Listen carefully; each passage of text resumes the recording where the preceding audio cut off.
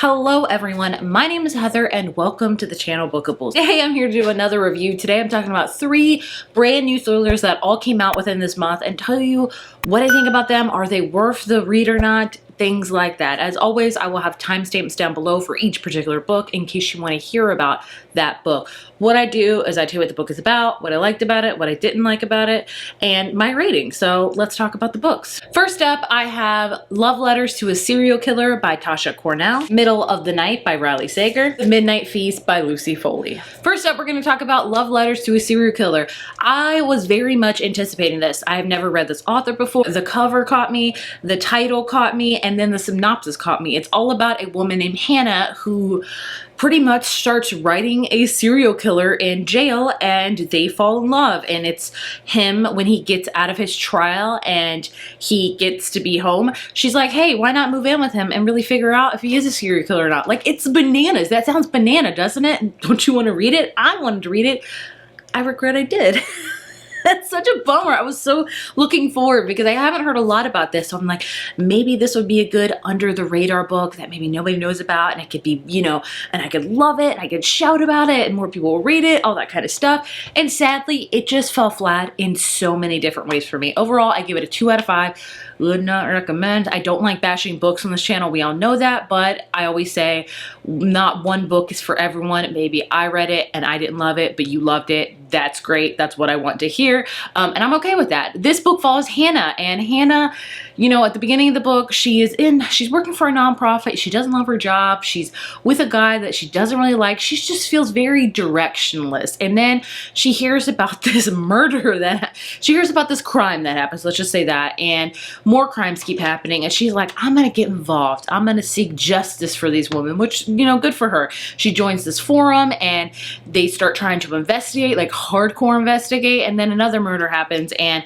they arrest William. And so she starts thinking like, how could he, how dare he, which again, totally understandable. And she's like, you know what? I'm so angry about this. I'm going to write to him in prison and be like, I can't stand you. How could you do this? Da, da, da, da. And she does. She's like, maybe this will get off my chest and I can be done. And then he starts writing back and they start having a correspondence. And then she falls in love with him. Hannah, she's got, I don't want to say she's got a lot of issues. We all have a lot of issues, to be frank. We all do. We're human. That is human nature. But Hannah is just she is just, I don't know how to describe her. She could really benefit from therapy, again, as we all could. I say that with even with the person that is totally resolute in all their sayings could benefit from therapy. I just truly believe that. But Hannah's just, she's very confused and things like that. And so from her going with the letter to like hate this guy, then falling in love with him, she goes to his trial to support him. And then after the trial, when he gets released, he's like, will you marry me? And she's like, yes. And I'm like, this is bananas. And you know, if it was just boring too, like nothing really happens until the end. The big plot twist wasn't really interesting and never really baffled me. The whole book was kind of boring in my opinion. It just could have been so much more. They could have elongated the letters. They could have elongated a really intense investigation, but it just wasn't it for me. And that's just, yeah, that's just me. I just did not love it. I really did. And so 2 out of 5, we're going to move on because I don't like to bash books. We all know this. Moving on to Riley Sager's newest book, Middle of the Night. I have read all of Riley Sager's books. I've even done an author video strictly on his books. I really enjoy them. He's written some of my favorite thrillers, and I always look forward to reading his books. There's never not going to be a book I think I'm not going to read by him. I think a lot of us have, you know, books by authors that we love and some we don't love.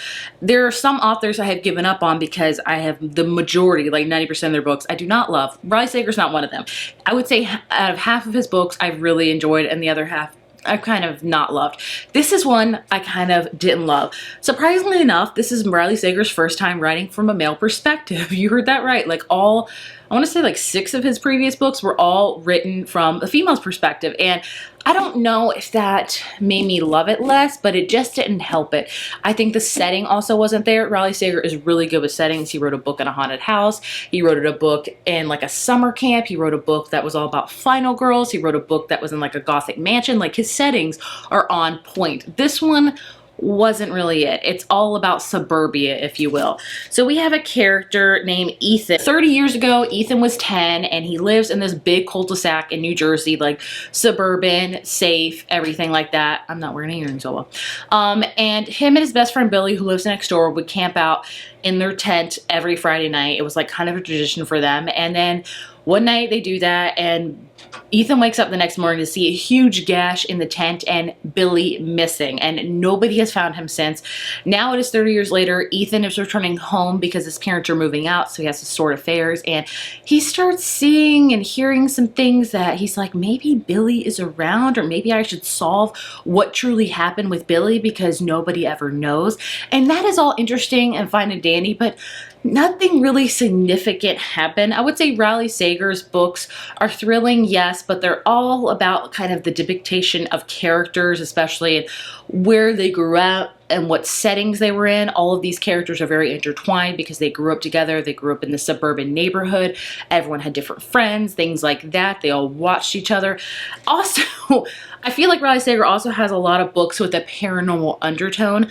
Sometimes that comes to fruition in his books, sometimes not. This one had a strong paranormal undertone that somewhat came to fruition. I was very much more interested in the subplot, if you will, with this, like, it reminded me so much of Stranger Things, with this kind of institute that was near their backyard, like past the woods in their backyard, and strange things will be happening there. Is it a cult? Is it not? I was so interested in that. It reminded me of, I forget what the freaking place was in Stranger Things. It was literally like that. Like, I was like, oh, this is so cool.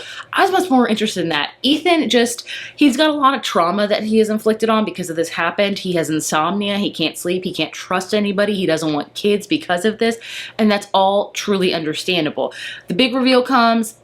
It was okay. I don't know. I just can't pinpoint exactly. There's a lot of little things why I didn't love this book, but overall I give it a 3 out of 5. It's nothing horrible about it. I didn't loathe it by any means, nor did I love it. It was kind of, I would say, right smack dab in the middle for me for Riley Sager books. If you want to know, my favorite of his of all time is Home Before Dark. I love that one. One just wasn't it for me, but I will still continue to read Riley Sager because I enjoy him. And the last book I want to talk about is The Midnight Feast by Lucy Foley. So, what's interesting about this, when I set out to read these 3 books, I read them in succession. I was like, I want to do this video in particular, like 3 new thrillers, are they worth it or not?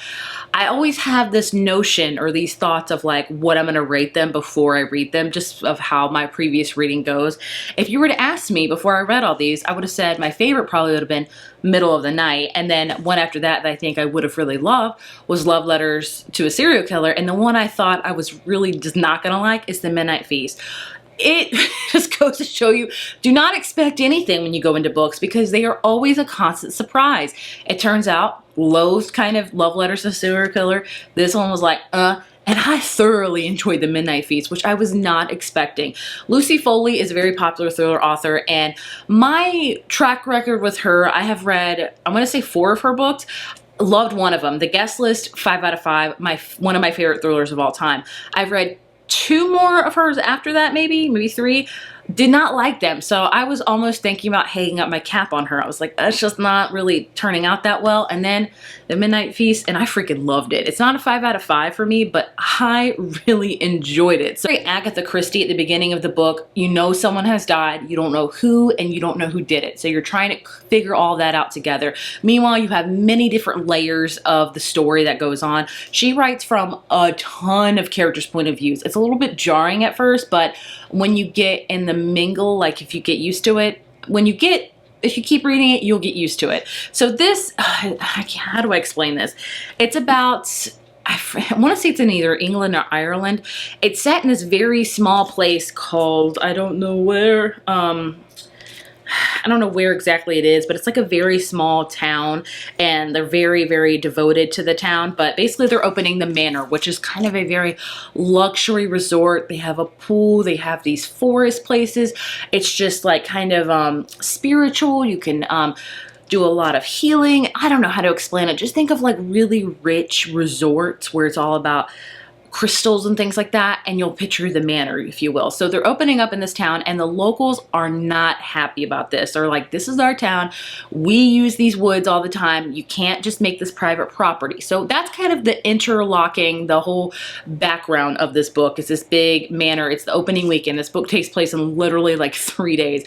And from there, we follow a slew of people. We follow Francesca, who is the owner of the manor, who is opening it up. We follow Bella, who is coming here with a lot of past, and you also get to see her journal entries of when she was first here, like on this, is it an island? I don't know, this town like 15 years ago, and things that have happened. We follow the police investigator after this when they're uncovering things bit by bit of what exactly happened during the solstice, because they're having this thing called the Midnight Feast where they all dressed in like ethereal, like Midsummer, I don't know how you pronounce that movie.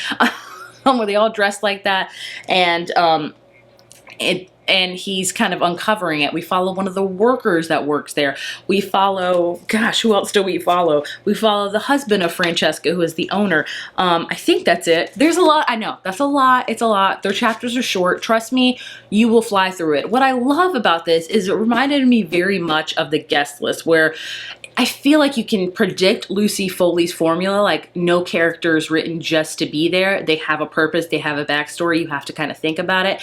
And while I predicted some of it, I didn't predict a lot of it. So I really enjoyed the ending, how it was kind of all fruition. You learn about people and things like that. There's also this creepy background of these characters called the birds, where they say that these birds come, like these human-sized birds, and they will come to extract vengeance on bad things that have happened in this town if you've done bad things.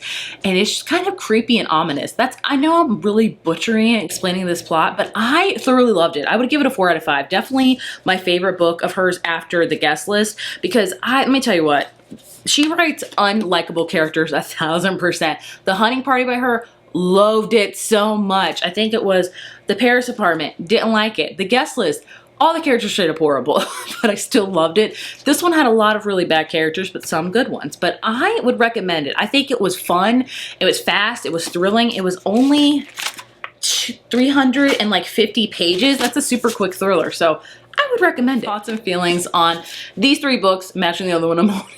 But I would love to know if I inspired you to read them, inspired you not to read them. If you've read them, what are your thoughts? Do you disagree with me? Totally okay to do so, but I would love to know.